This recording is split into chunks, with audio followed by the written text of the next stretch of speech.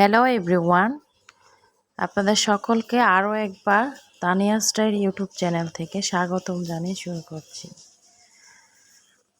আর প্রথম থেকে এই যে সকাল থেকে কিন্তু আমি ভিডিওটি স্টার্ট করেছি। তো এই যে রুটি বানিয়ে নিচ্ছিলাম। তো আসলে সকালের নাস্তায় রুটি আর মিষ্টি কুমড়ো ভাজি করে নিয়েছিলাম।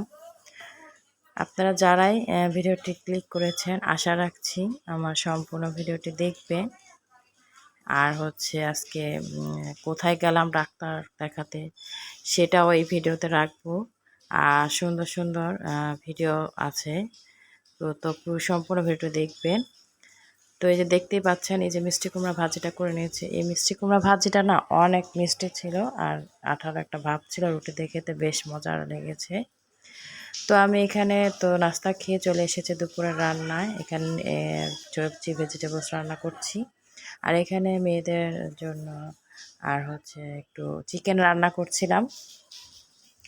একটু লেবু রসটা দিয়ে নিয়ে তারপর কিন্তু এই ব্রয়লার মুরগিটা রান্না করলে না একদম কোনো ধরনের গন্ধ থাকে না। আর এটা একটু অন্যরকমভাবে রান্না করছি। প্রথমে লেবু রস লবণ দিয়ে তারপর কিন্তু গরম তেলের মধ্যে ছেড়ে দিয়েছি। আর এটাকে প্রায় 5 মিনিটের মতো ভেজে নেড়ে চেড়ে কালারটা যখন একটু চিকেনের কালারটা একটা অন্যরকম চেঞ্জ হয়ে আসবে, ঠিক সেই পর্যায়ে আদা রসুনের পেস্ট আর হচ্ছে হলুদের গুঁড়ো মরিচের গুঁড়োটা দিয়ে এই তো দেখতে পাচ্ছেন একটু আবার মশলাটাকে নেড়ে চেড়ে একটু ভেজে তেলের মধ্যে তারপর কিন্তু আমি আবারও চিকেনটাকে নেড়ে চেড়ে দিয়ে তারপর কিন্তু পানি অ্যাড করে দিয়েছিলাম। আর এইভাবে চিকেন মশলার মতো রান্না করলে না ওরা অনেক পছন্দ করে।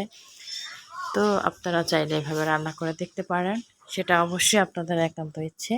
যাই হোক, তারপরে কিন্তু আমি যে এখানে নেড়ে চেড়ে পানি দিলাম। আর এই পানিটা অ্যাড করে দিয়েই কিন্তু আপনার সাথে আর একটু কথা বলবো। আমার আপুরা অনেক সুন্দর সুন্দর কমেন্ট করেছে। রোকসানা আপু আইডি থেকে অনেক সুন্দর করে একটা বড় কমেন্ট করেছেন। হ্যাঁ আপু, যে যদি আমার ভিডিওটি আজকে তুমি দেখে থাকো, তোমাকে অসংখ্য ধন্যবাদ জানাচ্ছি। খুব সুন্দর করে তুমি আমাকে একটা কমেন্ট করেছো। আর আমারটা অবশ্যই কিন্তু নতুন চ্যানেল, তো আশা রাখছি আমি যার ভিডিওটা দেখছি সব সম্পূর্ণ ওয়াচ করছি।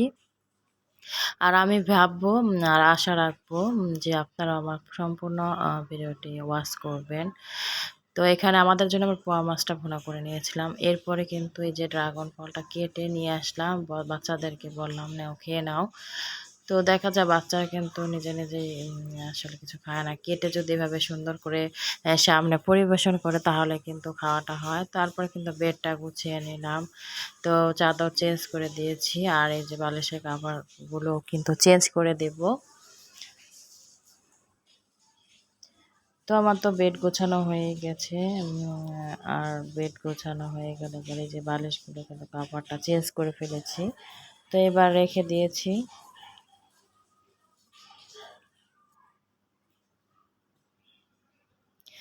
সবাইকে বলছি আপুরা, যারাই দেখছেন একটা লাইক অবশ্যই দিবেন। লাইকটা দিয়ে তারপরে দিবেন। আর যারা আমার চ্যানেলটাকে সাবস্ক্রাইব করেছেন তাদেরকে অসংখ্য ধন্যবাদ। যারা এখনও করেননি দিয়ে দিবেন। তো পরে তো ওই যে বিকেল দিকে 5টার দিকে চলে গেলাম ডাক্তার দেখাতে। তো আমরা এখানে ওয়েট করছিলাম লিফট আসার জন্য। যাই হোক, এখানে আমরা ধানমন্ডিতে চলে গিয়েছিলাম ডাক্তার দেখাতে, সিরিয়াল রেখেছিলাম। তো এই তো লিফটে উঠে তারপর কিন্তু এখানে সিরিয়ালে বসেছিলাম প্রায় 1 ঘন্টার মতো। তো ভাবছিলাম, বললাম ওনাকে যে এত আগে আগে বলেন, তো দেরি হয়ে যায়, তো বসতে হয়, আপনি টাইম মতো বললেই পারতেন। তারপরে এই যে ডাক্তার দেখানোর পর আসলে তারপরে আসার সময় ভাবলাম আমার আপুদের সাথে একটু ভিডিও শেয়ার করতে পারবো। তো আমি একটু ভিডিও করে নিই, যেহেতু আস্তে আস্তে রাত হয়েছে। তো রাতের ভিডিওগুলো কিন্তু আপনাদের সাথে শেয়ার করেছি। আপনারা আসলে যদি ভালো, এখানে চাঁদের ভিডিও রয়েছে। তো ডাক্তার কিন্তু বলেছে তাকে লিভার আসলে চর্বি জমেছে, তো সেজন্য লিভার ডাক্তার দেখাতে বলেছিল।